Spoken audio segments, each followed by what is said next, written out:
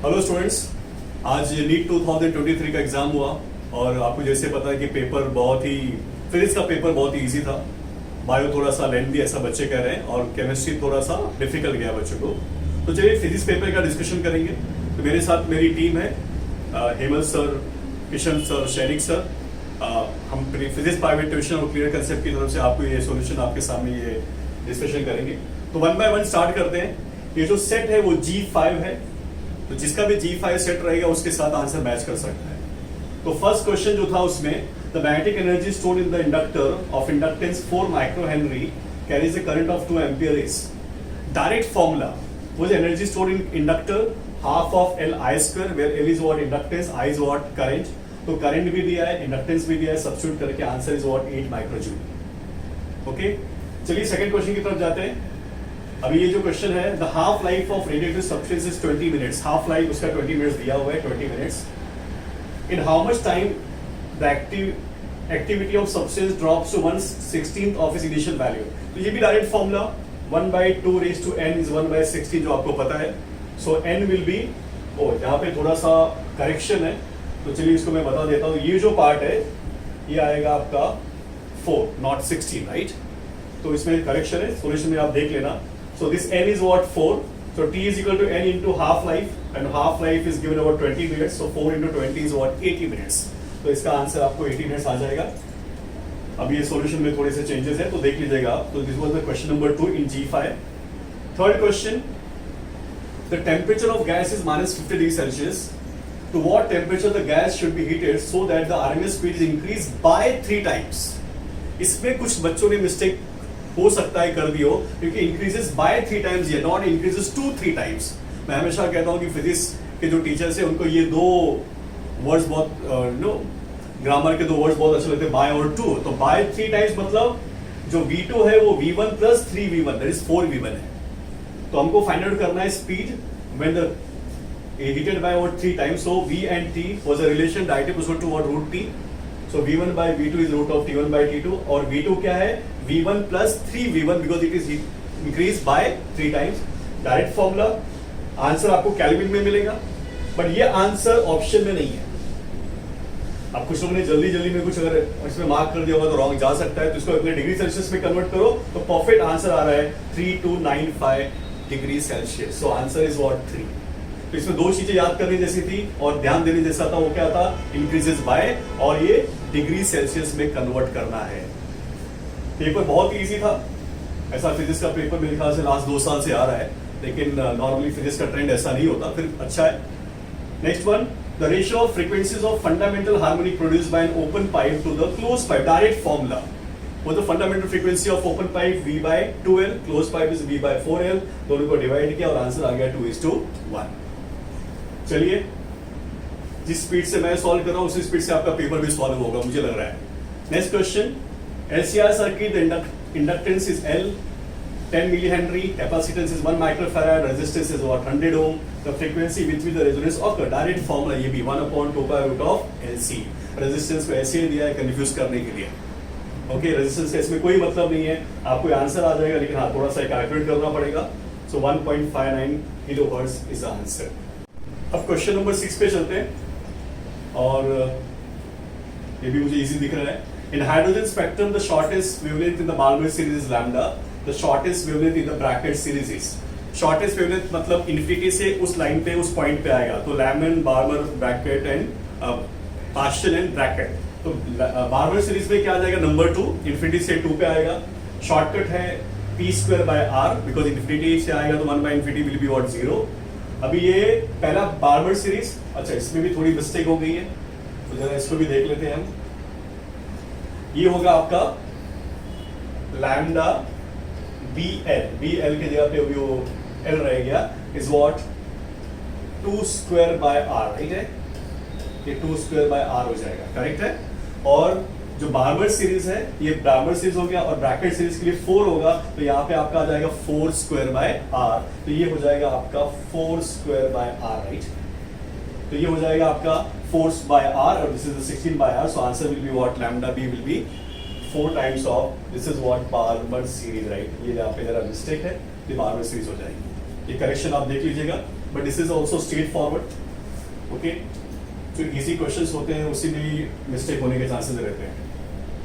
Okay, ये तो और भी इजी था। Theory question, the angular acceleration of the body moving along the circumference of the circle, the body is moving along the circumference of the circle, acceleration is given by right hand rule. तो answer क्या आएगा बताओ? Is what? along the axis of rotation. Answer is A. Perfect. Okay, in an AC source is connected to the capacitor C due to the decrease in operating frequency. अभी ये question थोड़ा सा अच्छा रहा। Operating frequency को decrease कर रहे हैं, थोड़ा मैं इसको एक्सप्लेन कर देता हूं आप लोग के लिए। What is formula for XC? XC will be 1 upon XC is 1 by 2 pi FC, right? अगर फ्रीक्वेंसी डिक्रीज हो रही है तो XC क्या होगा तुम्हारा? XC इंक्रीज होगा, और XC इंक्रीज हुआ तो करंट क्या होगा? करंट डिक्रीज होगा, और वही करंट तुम्हारा डिस्प्लेसमेंट करंट भी होता है सर्किट में। तो आंसर क्या आना चाहिए? आंसर डेफिनेटली आना चाहिए डिस्प्लेसमेंट करंट डिक्रीजेस। ये क्लियर हुआ सबको? ये समझो आप लोग, XC में F will decrease, XC will increase, so I will decrease, और जो मेन करंट सर्किट का होता है वही डिस्प्लेसमेंट करंट होता है, तो डिस्प्लेसमेंट करंट विल डिक्रीज। एक अच्छा क्वेश्चन मैं मान सकता हूं, इस बार थोड़ा सा दिमाग लगाने जैसा था। तो आंसर इसका आएगा 4। The error in the measurement arises due to the unpredictable fluctuation. Unpredictable मतलब क्या? रैंडमली कुछ हो गया, तो कौन सा एरर होगा? Random error. पहला चैप्टर जिसने अच्छे से पढ़ा होगा उसके लिए अच्छा हो जाएगा ये। 10th question, if the galvanometer G does not show any reflection, that means reflection नहीं दिखा रहा है, मतलब क्या? मतलब ये जो वोल्टेज 2 है वो इसके अक्रॉस भी 2 ही रहेगा, 2 volt, right? Okay, now this total is 10, across this is 2, so across this was the voltage, tell me? 8. This is what? 8 volt. So you can find out this current, right? So this current will be what? This current will be 10 minus 2 divided by what? 400, and the current is what? 1 by 50 ampere. एक बार current मिल गया यहाँ से तो current जा ही नहीं रहा है, because deflection क्या दिखा रहा है? वो 0। तो ये करंट पूरा यहाँ से जाएगा, तो अभी आपको करंट मिल गया, वोल्टेज 2 है, तो आप क्या फाइंड आउट कर सकते हो? उसका रेजिस्टेंस। तो रेजिस्टेंस क्या आएगा? 100 ओम। ये थोड़ा सा अच्छा क्वेश्चन था, जो स्ट्रेट फॉरवर्ड क्वेश्चन था उसमें एक क्वेश्चन थोड़ा अच्छा है। 11th, the potential energy of long spring when stretched by 2 centimeter is U. If the spring stretched by 8 centimeters, potential energy. Direct question. U is half of kx square.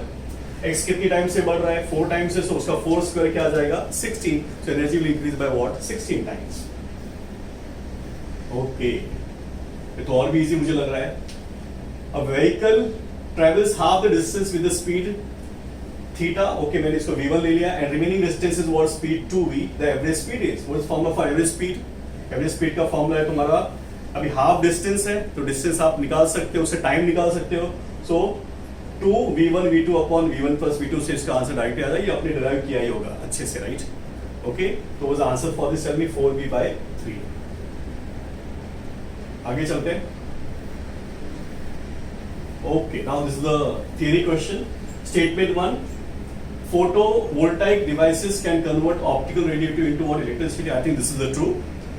Second, Zener diode is designed to operate in the reverse bias in breakdown. That is also true. तो दोनों answer मुझे सही लग रहे हैं, तो इसमें हम देखते हैं आंसर क्या होना चाहिए। डेफिनेटली आंसर क्या होना चाहिए तुम्हारा? आंसर 2 होना चाहिए। Both statement and 1, 2 are correct. तो ये भी स्ट्रेट फॉरवर्ड थ्योरी क्वेश्चन था। ओके, ये तो डायरेक्ट फॉर्मूला मुझे दिख रहा है।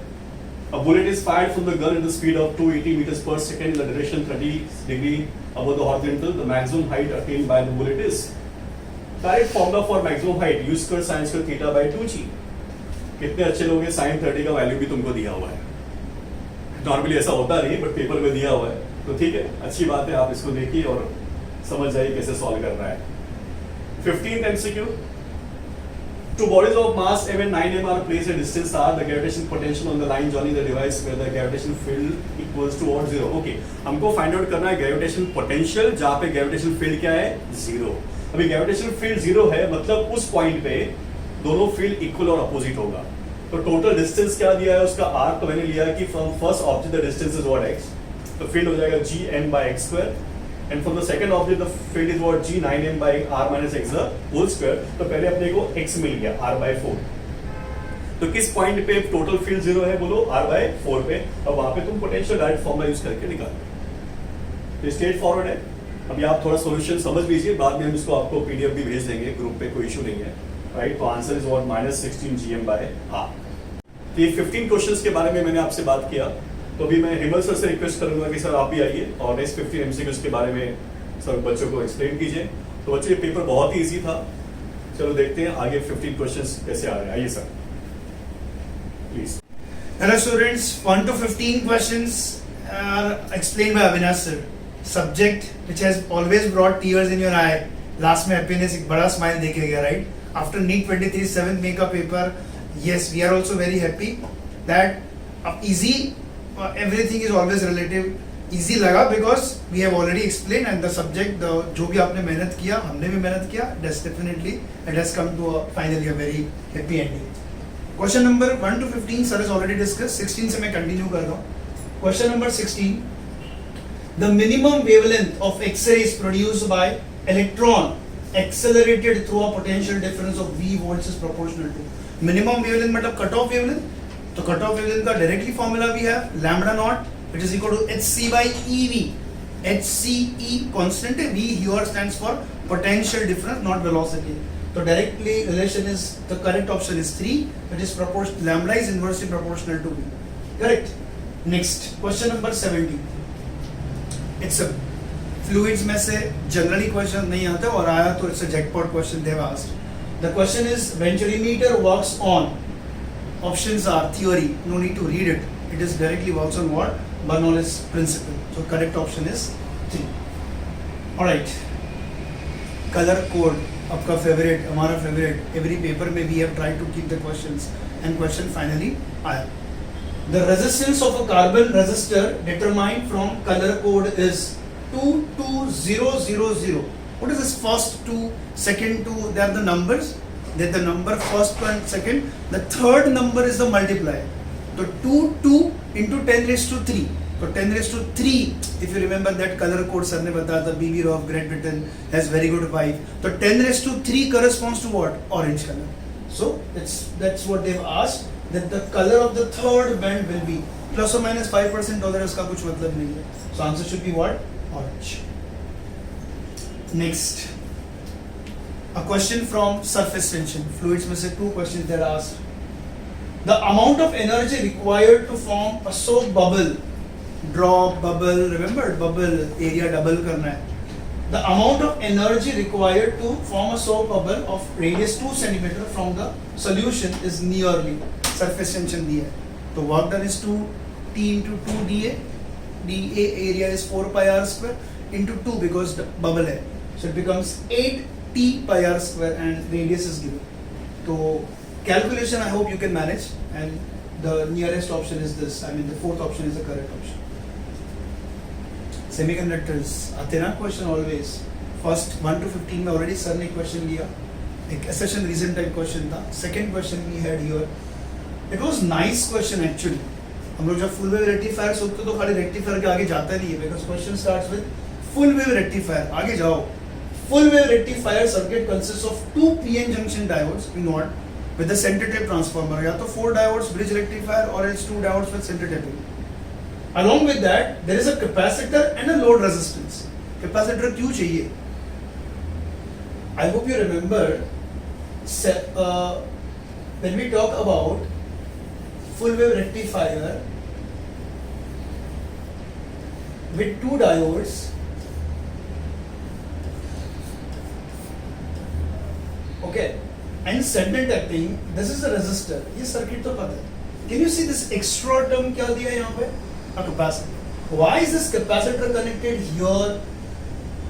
This capacitor connected here is given for what purpose? It is given for the filtering action. Capacitor rectifier का, full wave rectifier का output क्या रहेगा? Tell me. Full wave rectifier का, if you consider only this full wave rectifier, तो उसका output will be equal to what? Like this ना? Right? DC है, pure DC नहीं, it's a pulsating DC. तो उसमें ripples आ रहे हैं. AC component present in that. Capacitor क्या कर देगा? It blocks DC ना. What is XC equals 1/2 pi FC? It blocks DC. Ripple मतलब small AC variations present in DC output being blocked by capacitor and will give you not pure DC but smooth, ideally nearly equal to pure DC. So the question here is that the component which is required to remove AC ripple, the answer should be what? Capacitor. The simple reason is because it blocks DC. X is 1 upon 2 pi FC. Clear? Okay. Next we have question number 21. इससे easy physics में क्या expect कर सकते हो if you are conceptually strong, if you know it very well. This is based on what? The net magnetic flux through any closed surface. Magnetic field lines और electric field lines में difference क्या है? Electric field lines are discontinuous in nature. Magnetic field lines are what? Continuous. So if you imagine a bar magnet, magnetic field lines continuous in nature. So if you take any closed surface, उसमें से जितना number of magnetic field lines entering is equal to outgoing. तो net क्या हो जाएगा? Zero. Flux is what? Net enclosed by it.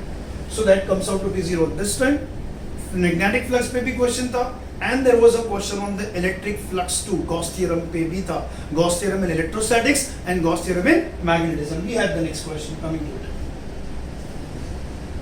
Wow, question का length देख के बड़ा लगता है, बहुत सारे numbers दिख रहे हैं, but look at the question, right? The question is the work function of cesium, potassium and sodium are given something something something. I think mainly we are interested in this. The incident electromagnetic radiations has incident energy.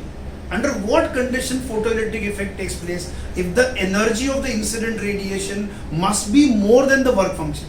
Yes, no? सबका work function दिया है, जो energy आ रही है of the radiations is 2.2. तो the one जिसका work function is less than that, उसमें ही खाली photoelectric effect होगा.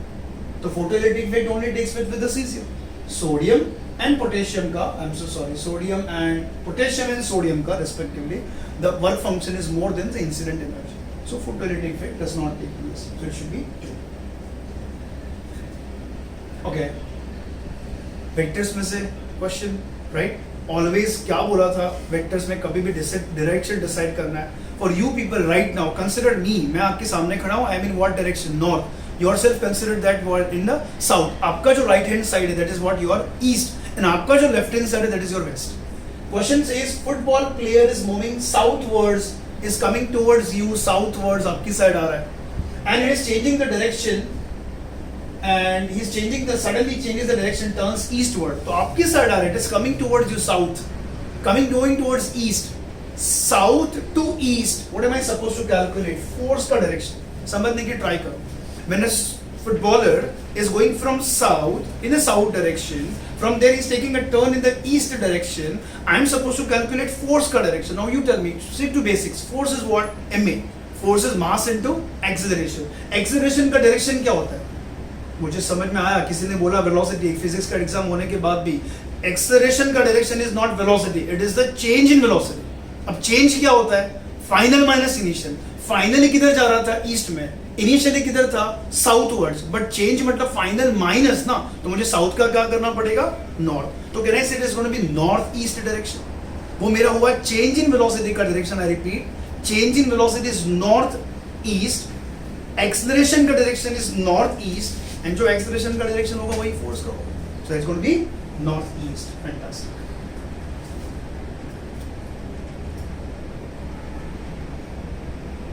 इससे easy कुछ expect कर सकते हो? I don't think so. 3 capacitors they are given and you are supposed to find out the equivalent. These two are connected in parallel. 3 and 3 parallel, it becomes what? 6. 6 and 3 in series. 6 through the series are 18 upon 6 plus 3 9. Answer comes out to be 2 microfarad. Okay. Electrostatics, electromagnetism, maximum it is, right? And the questions are not very difficult questions. Electric dipole, we have the same concepts. Electric dipole, magnetic dipole, uniform electric field, uniform magnetic field, experiences torque. Torque कब लगता है? क्यों लगता है? Because it will try to align so that maximum equilibrium condition है. Tau in electrostatics is given by what? Pe sin theta, where P stands for electric dipole moment, which is charge multiplied by the separation. See the question है. Tau is Pe sin theta, P is Q into 2L, 2L या बोलो या total length बोलो between the two charges, dipole की length. So you are given the torque, length, angle is given 30, sin 30 half, electric field is given right from the question, Newton per coulomb is electric field. You have to get the charge. So charge from here is 2 millicoulomb. That is your correct option is what? 1. Going easy and interesting. आया question, एक आगे question में did magnetic flux का, magnetic I mean Gauss theorem in magnetism and this is the Gauss theorem in electrostatics. There I said magnetic field lines are continuous curves, so it is always is going to be zero. Here not always it's discontinuous होता है, but मुझे यहाँ पे दिया है कि total E bar dot ds bar is zero. E bar dot ds bar क्या होता है? Flux, correct? What is the net flux equals? It is nothing but equal to the net charge enclosed. But now your question में answer is zero. I mean data given. Integral E bar dot ds bar मतलब flux zero है. Flux zero मतलब what? जितना lines are incoming is equal to outgoing. For what? The Gaussian surface, imaginary surface में से. So that's a theory question. Straightforward 2 is the correct option. Wow. Wave optics. Wave optics में से certain reason type question. Physics में they are asking theory questions now. In Young's double slit experiment, the question says, in Young's YDAC, two statements are given. Statement 1, if screen is moved away from the plane of the slits and the angular separation of the fringes remains constant. What is fringe width, angular fringe width, theta, given by? It is given by what? Lambda by d. But चलो ये equal to की side में. Lambda by d. Is anywhere capital D coming in the picture? Capital D stands for what? Distance between the slits and the screen. Small d stands for what? Slit separation. मुझे statement 1 में बोला है screen is moved away, मतलब capital D बढ़ रहा है. Guys capital D बढ़ेगा तो उसका fringe with angular fringe with कोई इफेक्ट नहीं होगा. So it remains constant. That means it is true statement. I hope you guys understand. Correct. Next statement 2 is if the monochromatic source is replaced by another monochromatic source of larger wavelength. Look at the relation ना. अगर wavelength बढ़ेगा तो in that case angular fringe width भी बढ़ेगा. तो question says if the monochromatic source is replaced by another monochromatic source of larger wavelength, angular fringe width decreases. It increases, right? So statement 2 is false. So statement 1 is true, statement 2 is false. Correct option is what? 4. Right? Okay. Next we have circuit देख के ऐसा लग रहा है कि कुछ भारी वाला question. So n number of questions are there straightforward from our internals. I guess analysis में question number पेज नंबर के साथ we'll talk about it. Right? Question is, आप इधर मत देखो, सिंपल है. Look here, कुछ नहीं है इसमें. There are only two cells. 10 volt and 5 volt they are opposing each other. So net current KVL level जाने तो सीधा सीधा net 10 minus 5 is 5. बड़ा वाला dominate कौन करेगा? 10 volt वाला. तो current will be flowing in this direction. What is that? Clockwise direction, right? 10 minus 5 is 5. Current 5 upon total resistance, that is 7 plus 1 plus this, that is 10. तो current मुझे मिलेगा 5 by 10. Is that clear? That is 0.5. आप direction की बात ही जाने तो 0.5 का एक ही option है. Otherwise I know it is clockwise direction, so you can decide that also. Is that clear? Correction है, you can understand that it is 10 ohm, it's not I omega, right? Okay. I guess NTA से भी कभी marks to all आ जाता है, हम लोग भी कभी कभी बोल देते थे, right? Mistakes तो human errors तो हो ही सकता है. Question number 29. This is the grace question. Marks should be given for this.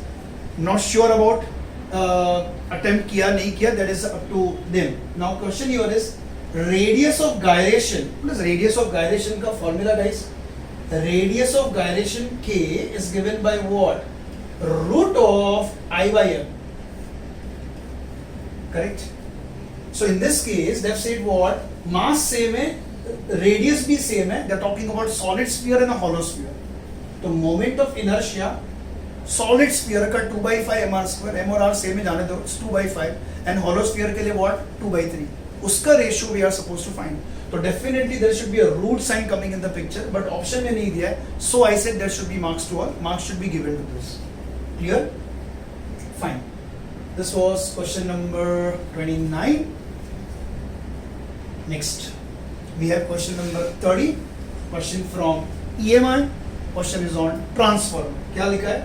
A 12 volt 60 watt lamp is connected to the secondary of the step down transformer whose primary is connected to AC mains 220 volt. AC mains मतलब ये मेरा input voltage है.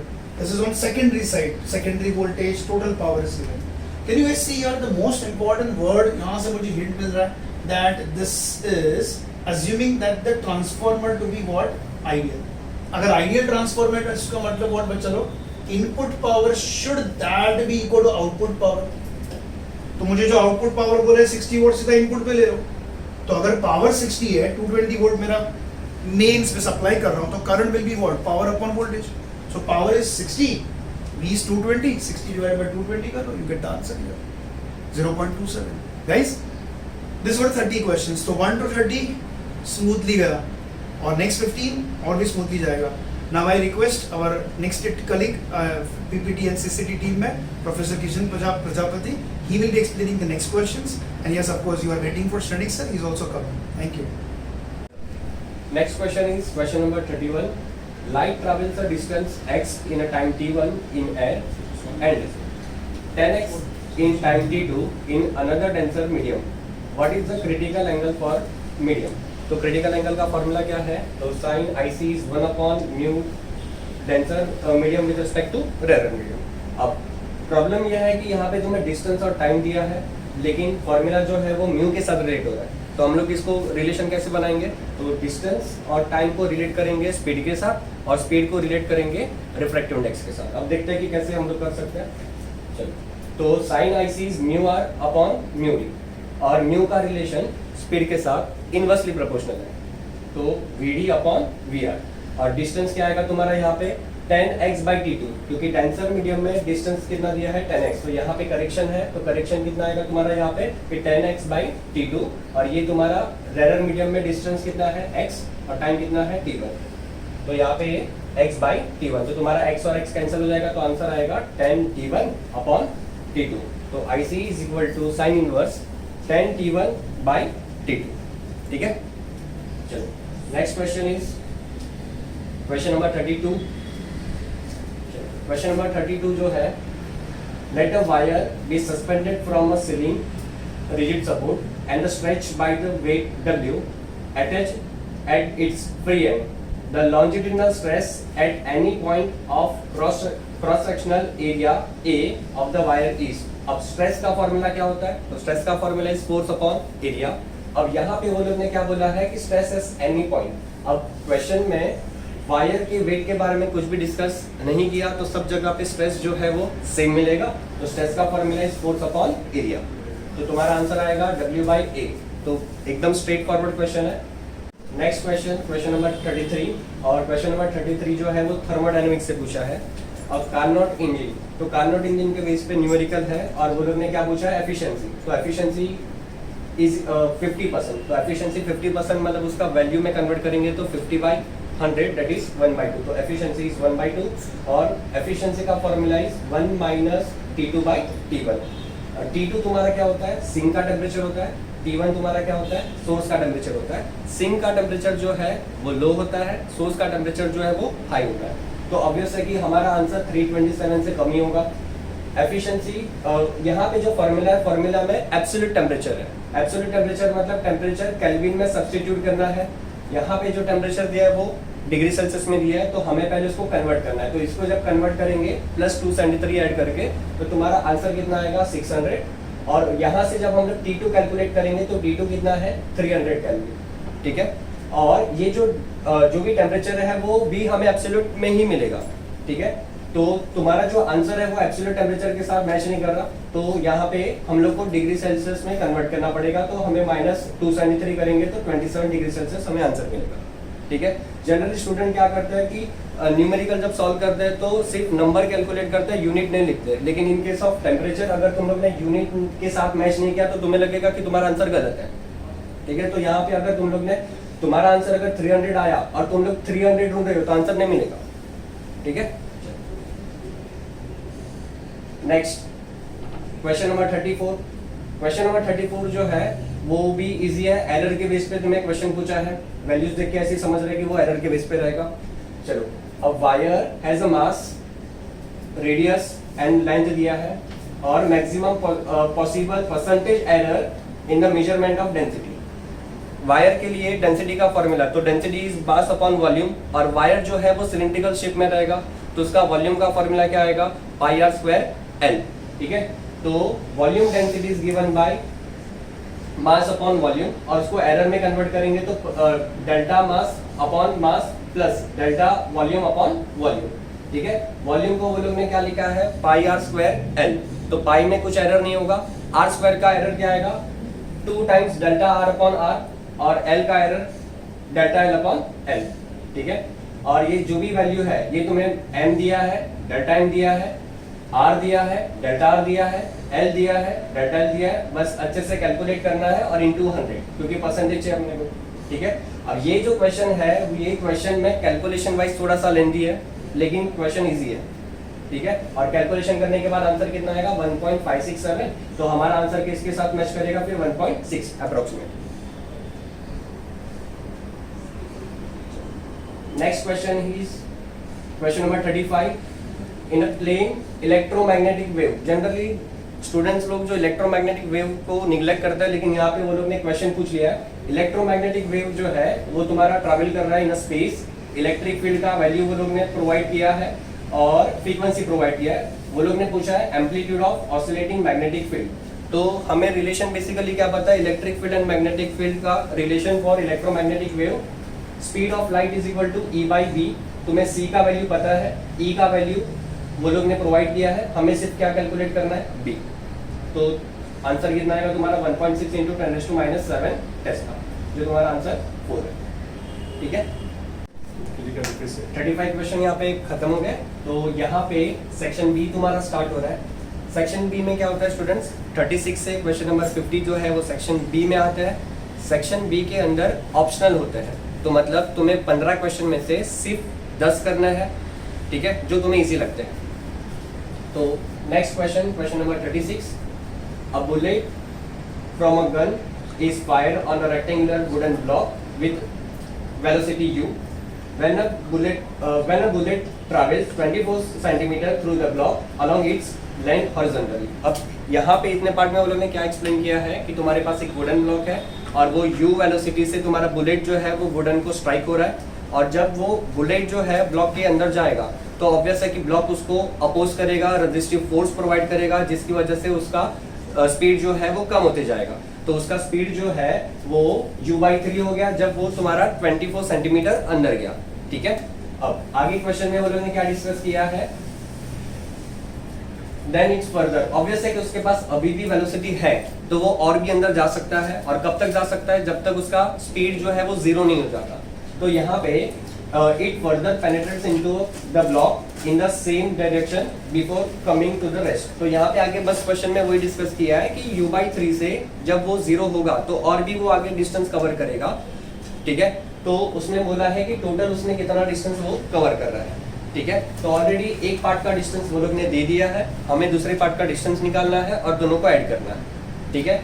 लेकिन यहाँ पे जब हम लोग साइमल्टेनियस इक्वेशन को सॉल्व करेंगे तो यहाँ पे हमें वो ब्लॉक कितना रेजिस्टिव फोर्स प्रोवाइड कर रहा है और उसकी वजह से कितना एक्सेलरेशन है, तो वो एक्सेलरेशन पहले हमें फाइंड आउट करना पड़ेगा। तो यहाँ पे हमें क्या करना पड़ेगा, 2 केस लेना है, केस 1 u से u/3 के लिए, केस 2 u/3 से 0 के लिए, ठीक है। तो यहाँ पे सॉल्यूशन के लिए हम लोग क्या यूज करेंगे, तो काइनेमेटिकल इक्वेशन यूज करेंगे 2 बार, और यहाँ पे टाइम प्रोवाइड नहीं किया है तो हम लोग कौन सा काइनेमेटिकल इक्वेशन यूज करेंगे, v² = u² + 2as।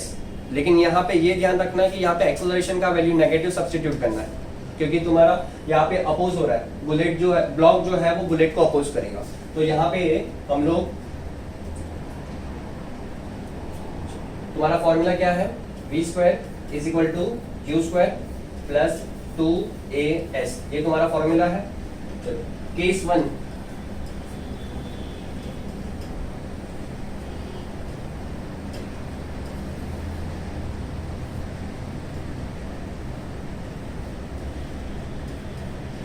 केस 1 में u से तुम्हारा u/3 हो रहा है स्पीड, ठीक है। तो v का स्क्वायर कितना आएगा, u/3, ये तुम्हारा फाइनल वेलोसिटी है, u/3 का स्क्वायर = इनिशियल वेलोसिटी u² है, और यहाँ पे माइनस क्यों आएगा, क्योंकि यहाँ पे तुम्हारा स्पीड जो है वो डिक्रीज हो रहा है, ब्लॉक जो है वो बुलेट को अपोज कर रहा है, ठीक है। तो यहाँ पे 2a इंटू डिस्टेंस कितना वो लोग ने प्रोवाइड किया है 24 सेंटीमीटर, तो s का वैल्यू कितना आएगा यहाँ पे 24,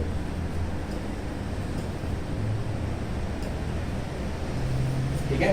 तो यहाँ से हमें क्या फाइंड आउट करना है, a क्या फाइंड आउट करना है यहाँ से हमें a, ठीक है। केस 2, तो केस 2 में तुम्हारा इनिशियल u/3 से कहाँ तक जाएगा, वो 0 तक जाएगा, तो वापस से सेम काइनेमेटिकल इक्वेशन यूज करना है। तो तुम्हारा फाइनल वेलोसिटी कितना हो जाएगा, 0 का स्क्वायर, इनिशियल वेलोसिटी u/3 बनेगा, तो ये तुम्हारा आएगा u²/9, ठीक है, -2a इंटू s। तो हमें यहाँ पे क्या फाइंड आउट करना है, s। a का वैल्यू जो है वो केस 1 से मिलेगा, तो केस 1 से a का वैल्यू यहाँ पे सब्स्टिट्यूट करोगे तो तुम्हें s का वैल्यू कितना मिलेगा, 3 सेंटीमीटर, ठीक है।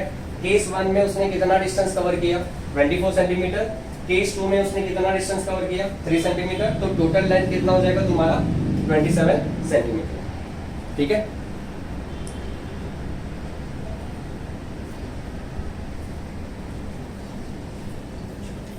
वापस से नेक्स्ट क्वेश्चन जो है वो भी कहां से है, ऑप्टिक्स से है। चलो यहाँ पे वो लोग ने क्या प्रोवाइड किया है, एक डायग्राम प्रोवाइड किया है और उसने क्या बोला है, इक्विवेलेंट फोकल लेंथ निकालना है। तो हमें इक्विवेलेंट फोकल लेंथ का फॉर्मूला क्या पता है, 1/f equivalent is equal to 1/f1 plus 1/f2 1/f3 and so on. तो यहाँ पे हमें क्या चेक करना है कि यहाँ पे हमारे पास ओवरऑल कितने लेंसेज है, ठीक है। तो अगर हम लोग इसे ब्रेक करें, ठीक है, तो यहाँ पे हमारे पास कितना लेंस बनेगा, 3। पहला जो लेंस है वो तुम्हारा वाटर से बनेगा, ठीक है, तो इसका तुम्हारा फोकल लेंथ क्या आएगा, f1। दूसरा जो है वो तुम्हारा किससे बना है, ग्लास से, जिसका रिफ्रैक्टिव इंडेक्स कितना है, 1.5। इसका जो फोकल लेंथ आएगा वो f2 आएगा, और इसका जो फोकल लेंथ आएगा वो तुम्हारा कितना आएगा, f3। हमारे पास फॉर्मूला क्या है, 1/f is equal to 1/f1 plus 1/f2 plus 1/f3, ठीक है। इंडिविजुअल फोकल लेंथ निकालने का फॉर्मूला क्या है, तो 1/f is equal to μ2/μ1 minus 1 bracket 1/r1 minus 1/r2। तो यहाँ पे r1 और r2 के लिए तुम्हें साइन कन्वेंशन यूज करने पड़ेंगे, और वैल्यू सब्स्टिट्यूट करने के बाद f1 का आंसर कितना आएगा, 10/3। f2 का आंसर कितना आएगा, 20, और f1 और f3 तुम्हारा सेम है, ठीक है। तो इसलिए वो लोग ने यहाँ पे f3 कैलकुलेट नहीं किया।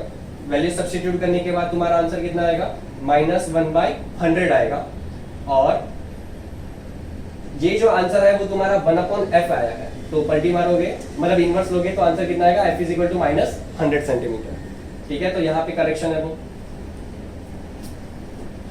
नेक्स्ट क्वेश्चन है question number 38। A horizontal bridge is built across the river. A student standing on the bridge throws a small ball vertically upward. तो vertically upward यहाँ से तुम्हें क्या स्ट्राइक होना चाहिए कि तुम्हारा जो मोशन हो रहा है बॉल का वो तुम्हारा 1D में हो रहा है। तो ऑब्वियस है कि वहां पे हम लोग क्या यूज करेंगे, तो काइनेमेटिकल इक्वेशन यूज करेंगे।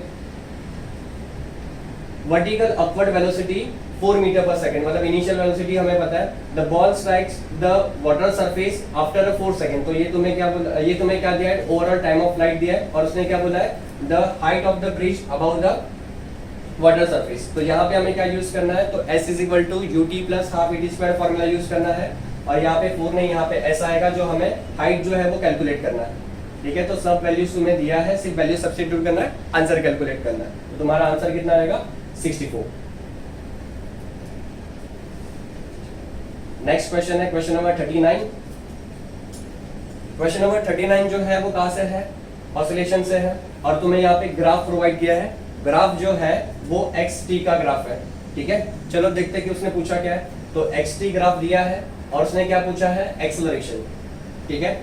Acceleration of a particle at t is equal to 2 second. तो तुम्हारे पास इसके दो सॉल्यूशन है, या तो एक्सेलरेशन 2 सेकंड पे पार्टिकल किधर है वो पहले फाइंड आउट करो और एक्सेलरेशन का फॉर्मूला अप्लाई कर दो, या तो फिर ये इक्वेशन से, ग्राफ से इक्वेशन फ्रेम करके उसका 2 बार डेरिवेटिव ले लो और उसमें t is equal to 2 second substitute करो, तो वहां पे तुम्हें क्या मिलेगा, acceleration.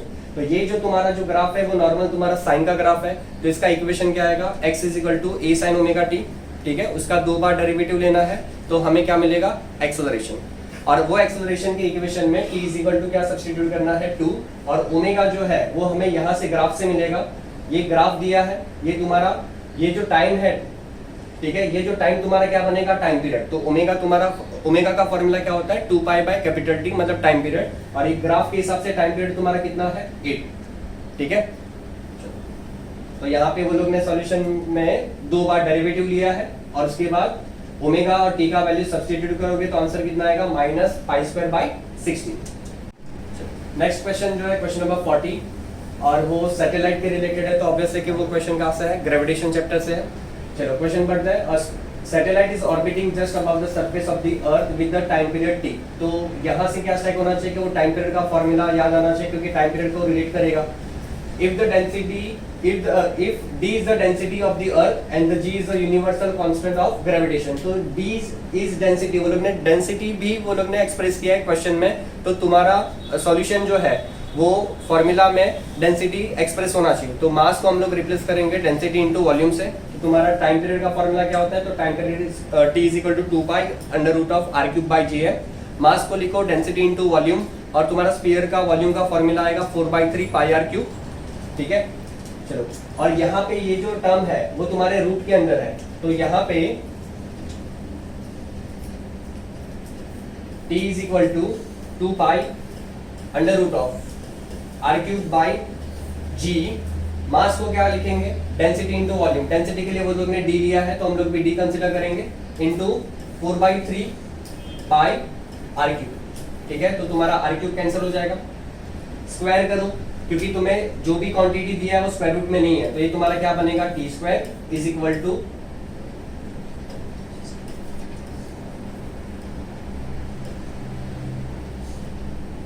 T square is equal to 4 pi square into 1/g d into 4 pi by 3 जो है वो तुम्हारा ऊपर चले जाएगा, तो यहाँ पे कितना हो जाएगा, 3। तो तुम्हारा 4 और ये 4 कैंसिल हो जाएगा, एक पाई कैंसिल हो जाएगा, तो यहाँ पे तुम्हारे पास क्या बचेगा, 3 पाई अपॉन जी डी। और उसने वो लोग ने वही पूछा कि 3 pi upon G D calculate करो, तो वो तुम्हारा कितना आएगा, 30 पाई। Hi guys, so this is Professor Shrenik Shah and now we are continuing with 41st question. तो 41 क्वेश्चन में तुम देख सकते हो एक सर्किट डायग्राम दिया हुआ है। इस सर्किट डायग्राम में हमारे पास इंडक्टेंस, कैपेसिटेंस और रेजिस्टेंस है, और हमें फाइनली और कुछ नहीं बट इम्पीडेंस पूछा है। इम्पीडेंस यानी Z, और Z का एक सिंपल सा फॉर्मूला था, if you remember, under root of r square plus XL minus XC the whole square. अब उसे फाइंड करने के लिए R कोई कैलकुलेशन की जरूरत नहीं है, बट XL और XC को हमें कैलकुलेट करना पड़ेगा। XL का फॉर्मूला क्या होगा, 2 पाई FL, जिसमें फ्रीक्वेंसी ऑलरेडी हमें क्वेश्चन में 50 हर्ट्ज दे दी गई है। सो एक्सएल का formula 2 pi FL, 2 pi F is 50, L is 50 by pi millihenry, milli यानी 10⁻³ ये पावर में गड़बड़ ना हो, ध्यान रखना, जिससे हमें एक्सएल की वैल्यू मिल जाएगी। Then next step is XC, XC होगा 1/2 पाई FC, फ्रीक्वेंसी अगेन वही 50 हर्ट्ज, बट इस बार C जो है वो है 10⁻³ बाई पाई यानी 1000 बाई पाई माइक्रोफैराड यानी 10⁻⁻6 पे आएगा, ये लेना नहीं भूलना। Then you get the XC का वैल्यू। सो XL XC एक बार आपको मिल गया, then simple formula under root of r square plus XL minus XC the whole square. इसे कैलकुलेट करके हमारा फाइनल आंसर आता है 125, यहाँ पे 25 नहीं आएगा, 125 आएगा, एंड स्क्वायर रूट हो जाएगा 5√5। Okay, so let's go for the next question. Next question बड़ा प्यारा क्वेश्चन है, AMN से है, बहुत सिंपल सा क्वेश्चन। रेडियस दिया है इनर ऑर्बिट का यानी फर्स्ट ऑर्बिट का 5.3 इंटू 10⁻⁻11। गाइस ये हमने क्लास में करा था 0.53 एंगस्ट्रॉम। ओके, उसी को अलग तरीके से खाली लिख दिया है। और हमें पूछा है radius of the third allowed orbit. Third allowed orbit यानी हमें फर्स्ट ऑर्बिट का रेडियस दिया है, थर्ड ऑर्बिट का रेडियस हमें चाहिए, व्हिच मींस हम सीधा सीधा रिलेशन यूज करेंगे r proportional to n square. तो गाइस 3 का स्क्वायर क्या होगा, 9। वेरी गुड, 9 इंटू 0.5 अगर आप करते हो तो 4.5 के आसपास आता है। अगर आप ऑप्शंस देखोगे 4.5 के पास एक ही ऑप्शन है which is 4.77 angstrom. So not to lose time in this. Okay, next question पे जाते हैं। और गाइस नेक्स्ट क्वेश्चन एक थोड़ा भारी भरकम क्वेश्चन है जिस पे हमें ध्यान देना है। ओके, क्वेश्चन क्या है, एक इलेक्ट्रिक डाइपोल दिया है जिसका लेंथ भी दिया है। Very very very important guys, जब हमें डाइपोल का लेंथ दिया हो we can not take short dipole वाला फॉर्मूला। ओके, हमें लॉन्ग डाइपोल का कंडीशन केस कवर करना है। But the good thing is हमें इलेक्ट्रिक पोटेंशियल पूछा है और वो भी 10⁻² वॉट, ये पावर का यूनियन पावर भी देके रखा है। और हमारे जो ऑप्शंस हैं वो बड़े मजेदार है। k का जो 1.45 एप्सिलॉन नॉट वैल्यू है उसे हमें नंबर में सब्स्टिट्यूट नहीं करना है, सिंबॉलिक फॉर्म में ही रखना है। यानी ना चार्ज सब्स्टिट्यूट करना है ना 1.45 एप्सिलॉन नॉट सब्स्टिट्यूट करना है, यानी हमें ओवरऑल सिर्फ और सिर्फ पोटेंशियल के फॉर्मूला में जो डिस्टेंस है उसका ध्यान रखना है। ओके, अब क्योंकि यहाँ पे एक नेगेटिव चार्ज है तो इस पॉइंट P पे इसकी वजह से एक नेगेटिव पोटेंशियल होगा और इसी पॉइंट P पे इस पॉजिटिव चार्ज की वजह से एक पॉजिटिव पोटेंशियल होगा। आप दोनों को इंडिविजुअली कैलकुलेट करोगे एंड कैलकुलेट करते वक्त ये ध्यान रखना है पॉजिटिव चार्ज से वो डिस्टेंस 5 - 3 होगा, नेगेटिव चार्ज से वो डिस्टेंस 5 + 3 होगा। सब्स्टिट्यूट करते वक्त r अलग अलग आएगा, इस बात का ध्यान रखना। Okay, once we get the value of both the potential, उन दोनों पोटेंशियल को ऐड करना है एंड डोंट फॉरगेट एक पॉजिटिव है एक नेगेटिव है, तो ओवरऑल वो सब्ट्रैक्ट होके हमें जो फाइनल आंसर मिलता है वो है 3/8 kg। तो इस तरह से हम लोगों ने 50 एमसीक्यूज के सॉल्यूशन दिए। मेरे ख्याल से पेपर बहुत इजी था। लेकिन शैनिक सर ने इसका एनालिसिस भी किया हुआ है, तो सर आप थोड़ा एक्सप्लेन कीजिए Sure, इस पेपर का एनालिसिस कैसे है। Yes, thank you very much Avinash sir.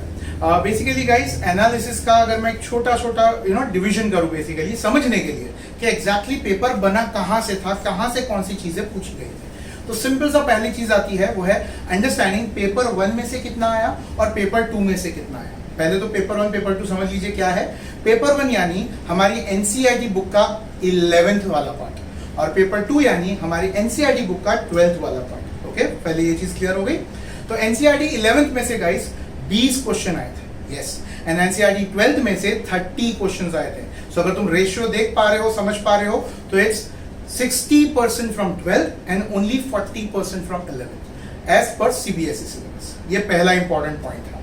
दूसरा इंपॉर्टेंट पॉइंट जो मैं यहाँ पे फोकस करना चाहूंगा, इस बार 8 थियोरी क्वेश्चंस आए थे guys, 8 theory questions and none of them were very difficult और वेरी कॉन्सेप्चुअल या बहुत कुछ ज्यादा अप्लाई करना पड़े, ऐसा बिल्कुल नहीं था। इनफैक्ट काफी चीजें तो ऐसे फैक्ट वाले क्वेश्चंस थे जो बड़े आसानी से आ जाएंगे। Plus 24 questions, I repeat that number, 24 questions ऐसे थे गाइस जो सिंगल स्टेप सॉल्यूशन थे, यानी फॉर्मूला याद करो, सब्स्टिट्यूट करो और कैलकुलेट करके आंसर लेके आओ। ऐसे 24 क्वेश्चंस थे।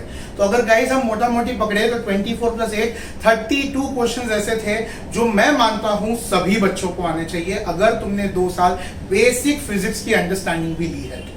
ओके, अब बात करते हैं एक सिंपल सा एक और एनालिसिस का, वो है सेक्शन वाइज। अब ये सेक्शन वाइज समझना बहुत जरूरी है बिकॉज मैकेनिक्स नाम का अगर मैं सेक्शन पकड़ूं जिसमें हम motion, oscillation, gravitation, rotational motion, circular motion वगैरह वगैरह चैप्टर्स कवर करते हैं, उस सेक्शन में से गाइस 11 क्वेश्चन आए हैं। Very important section it means. और उससे भी ज्यादा बड़ा इंपॉर्टेंट सेक्शन बोल सकते हो वो है इलेक्ट्रोमैग्नेटिज्म। इलेक्ट्रोमैग्नेटिज्म में से इस बार 18 क्वेश्चंस आए हैं, 18 क्वेश्चंस, यस गाइस। एंड उसके अलावा अगर मैं सेक्शन की बात करूं तो है मॉडर्न फिजिक्स, जिसके बारे में जनरली हम लोग ये बोलते हैं कि 8 से 10 या 12 क्वेश्चन आते ही हैं। इस साल भी जैसे हमने प्रेडिक्ट किया था 8 क्वेश्चन मॉडर्न फिजिक्स में से आए थे। अपार्ट फ्रॉम दैट ऑप्टिक्स की अगर बात की जाए तो ऑप्टिक्स में से आए थे 4 क्वेश्चंस। अगर इसके अलावा बात की जाए तो है हीट और मैटर, यानी thermal, thermo, KTG, radiation. Then हमारा दूसरा चैप्टर आ सकता है इलास्टिसिटी, फ्रिक्शन।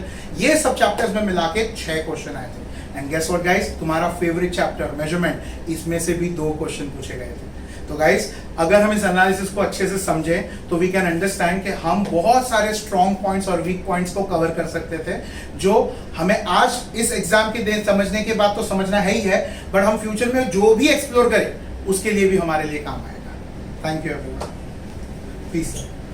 तो इस तरह से हम लोगों ने पूरे 50 क्वेश्चंस के आपके सॉल्यूशन दिए। तो मैं हेमंत सर और किशन सर को भी बुलाना चाहूंगा। अच्छा, सॉल्यूशन में कुछ मिस्टेक्स थी वो आप देख लेना, बिकॉज हम चाहते कि जल्दी से जल्दी सॉल्यूशन आपके पास पहुंच जाए। तो पेपर हमारे ख्याल से बहुत ही इजी था, फिजिक्स का पेपर एकदम इजी पेपर था। तो all the best to all of you. God bless you all. All the best. All the best for your future. Thank you. Thank you. From PPT and CC. Yes.